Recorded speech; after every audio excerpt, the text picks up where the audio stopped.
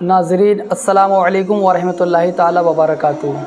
آج ہم جانیں گے کہ نمرود بادشاہ کا اختتام کیسے ہوا، کتنا بہادر تھا اور اس کی موت کیسے ہوئی۔ آج ہم جانیں گے انڈیا کے مشہور و معروف مقرر عالم دین مفتی سلمان اظہری صاحب کے منہ سے۔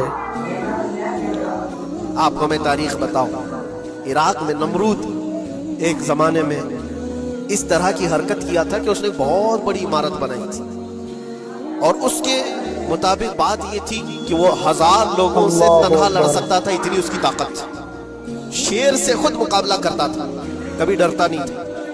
نمرود کی طاقت مشہور تھی اس زمانے میں، اور سارے لوگ اس کی طاقت کا لوہا مانتے تھے، حتیٰ کہ وہ کبھی اپنی زندگی میں بیمار نہیں ہوا تھا۔ آدمی جب بیمار نہیں ہوتا تو اس کا غرور بڑھ جاتا ہے، سوچتا ہے مجھے کچھ ہو نہیں سکتا۔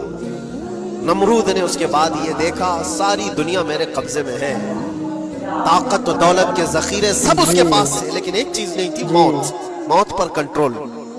اس کو کیسے کیا جائے کنٹرول؟ یعنی مرنے سے بچ تو نہیں پائے گا، یہ کنٹرولنگ پاور بھی ہمارے پاس ہونا چاہیے۔ اس نے ایک بہت بڑی عمارت بنائی، کہا کہ خدا آسمانوں میں ہوتا ہے، ہم اتنی بڑی عمارت بنائیں گے کہ ان عمارتوں پر چڑھ کر خدا کو للکاریں گے۔ آج میں مقابلہ کرتا ہوں، اور مقابلہ کر کے میں خدا کو گرا دوں گا کسی بھی طرح سے۔ اگر مجھ سے نہ ہو سکے تو پوری فوج کو تیار کروں گا، خدا سے لڑائی لڑ کر کے ایک بار وہ موت اور حیات کا پاور اپنے ہاتھ میں لے لیں، پھر ہم کو جب تک چاہے جینا ہے۔ کہاں کی خام خیالی، لیکن اس نے بنایا، پوری دنیا بھر سے لوگوں کو جمع کیا، سب کی زبان ایک بنایا، سب کی کرنسی ایک بنایا، ساری اس پوری دنیا کے لوگ اس کی فوج، سب کو یہ باور کرانا شروع کیا کہ ہماری لڑائی ہے دنیا سے نہیں، ہماری لڑائی کریٹر سے، خالق سے۔ ہم اس سے پاور چھین لیں گے ایک بار، اور پھر اپنے ہاتھ میں موت و حیات کا کنٹرول رکھیں گے۔ جس کو جتنی لمبی عمر چاہیے میں دوں گا، جس کو جب تک جینا ہے میں دوں گا۔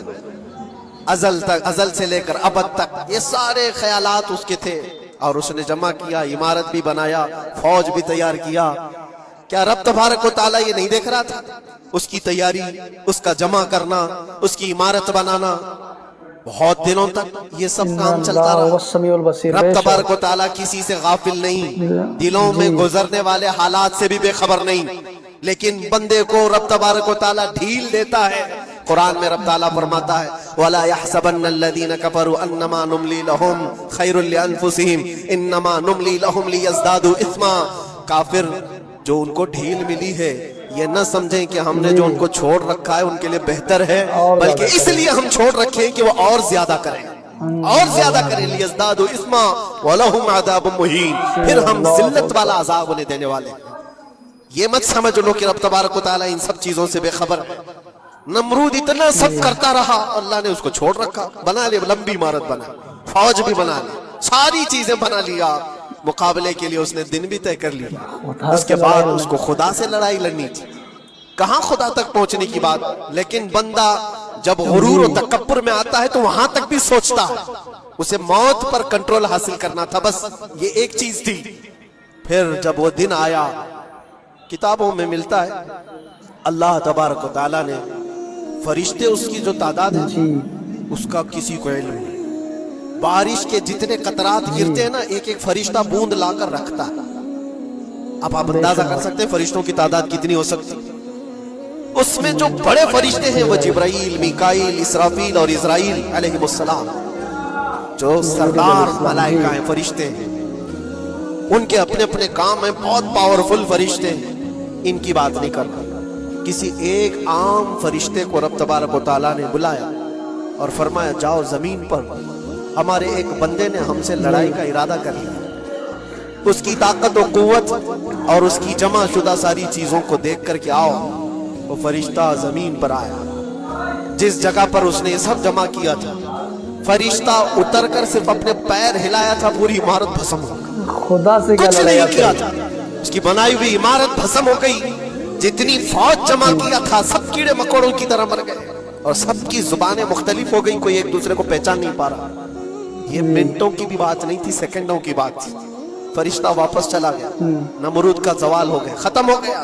یہ تاریخ کی ایک بات ہے اور یہ روایت ہم اپنی کتابوں میں نہیں رکھتے، یہ روایت یہودیوں کی کتابوں سے ہی ہے۔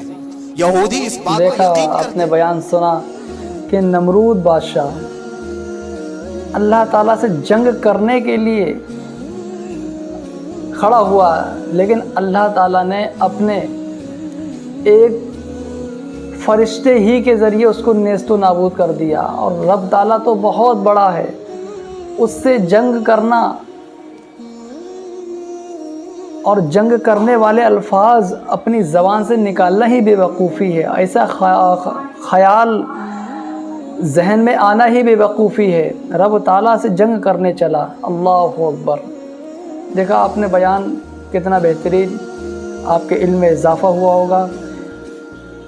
اگر آپ کو ویڈیو اچھی لگی ہو تو ویڈیو کو لائک کریں اور ہمارے چینل کو سبسکرائب کریں، تاکہ اسی طریقے سے اسلامی کی ویڈیو آپ کو سننے کو ملتے رہیں، دیکھنے کو ملتی رہیں، اور ویڈیو کو زیادہ سے زیادہ شیئر کریں۔ خدا حافظ۔